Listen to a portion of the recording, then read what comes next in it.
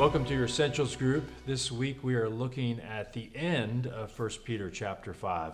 I'm joined with Malone, and we're going to dive into this chapter. Malone, give us a little bit of context of 1 Peter 5. What is Peter addressing? How does he wrap up this first letter? Well, we've talked about some fairly weighty things and interesting things through the course of the letter, and he seems here to be reinforcing that with leaders in the church. He's talking about elders who are leading the flock. So you don't have to read this chapter, actually, unless you're ordained. I'm kidding.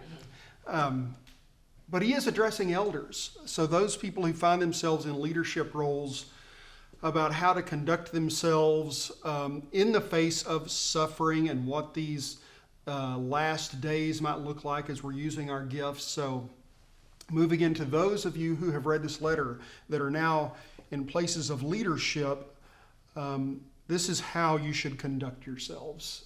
So he goes through some very practical instructions, one of which that sticks out to me is to don't lord these things over the people in your charge. And it made me immediately think of the adage we know, which is power corrupts, right? That in leadership, we can be seduced to think, in my position, I can lord over people. And Peter comes back to say, no, even though you're in a position of authority, you are to submit and serve others who are in your care. So be wary of this idea of position, like the Gentiles, because it can lead to corruption. There's this call to humility as leaders. And in fact, there's this famous verse I'd love to get your thoughts on. This is verse 6. Humble yourselves, therefore, under the mighty hand of God, so that at the proper time he may exalt you. Again, a great summation there of when you're in a position of power, you can want to lord over. Peter again saying, just as the Lord, this is kind of implied here, but just as the Lord has humbled himself on the cross for our sake, on our behalf, this is how as leaders we're to conduct ourselves. And that he seems to put a promise in here that in due time the Lord will exalt us. But this is really a focus on humility, to be teachable. Earlier, right before this, he's talked about younger elders, be teachable. I think that really is applicable to all of us, though.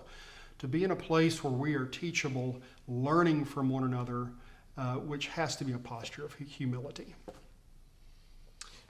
Why don't you talk to us a little bit about this call to be watchful regarding evil and regarding the devil. Verse 8, another well-known verse. Be sober-minded, be watchful. Your adversary, the devil, prowls around you like a roaring lion, seeking someone to devour. It's a powerful image of the devil prowling around us like a lion. It is. I think if we want to frame this a little bit differently, that may be helpful. It's similar to the parable Jesus tells about the virgins. Stay awake, keep your lamps lit. It's about being awake and being mindful and present. Discipline yourself. Stay alert, he even says. Keep alert. Why? Because the adversary, which are those, and we don't have enough time to delve into all of this, but those voices that we all have that are saying to us, you're not enough. Does God really love you? Or anything that tries to woo us out of walking in humility and in submission, loving our neighbors, ourselves.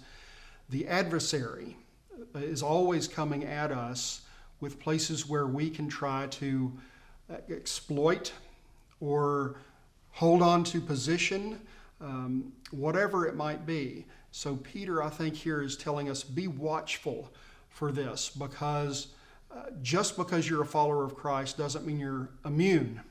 That these things come to us all. Indeed, in the Gospels, we see this happen to the disciples at various times.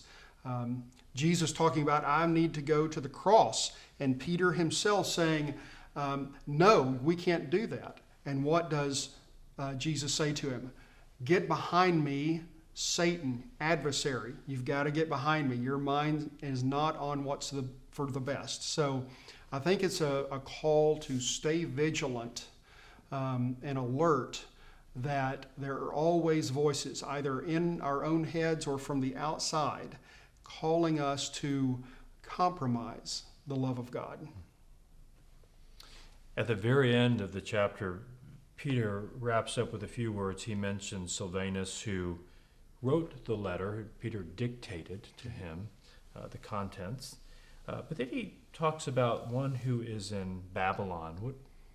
What is Peter referring to, or do we know?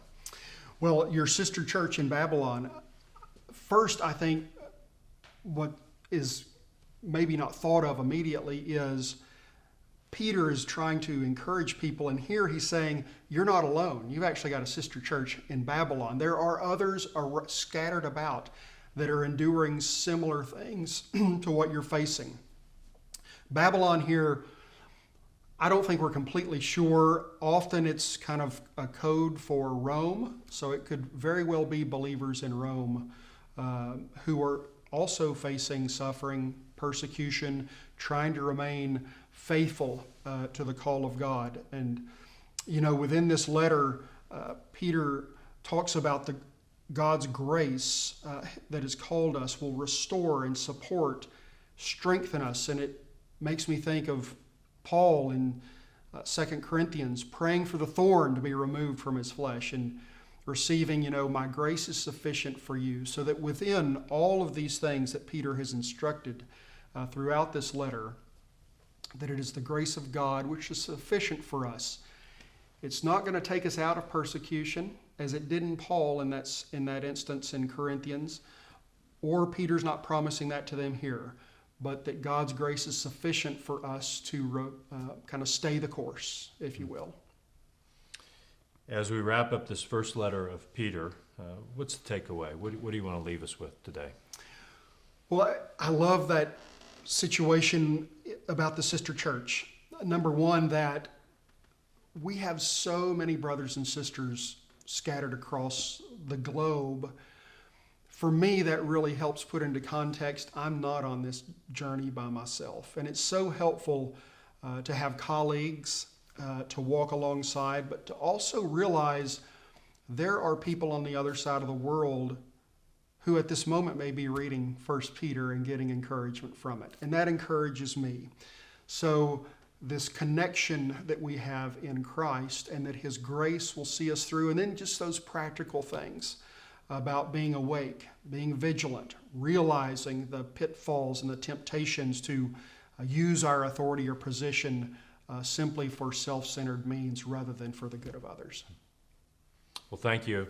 And I pray your conversation this week and your time together is a blessing to you. Next week, we will be diving into the second letter of Peter.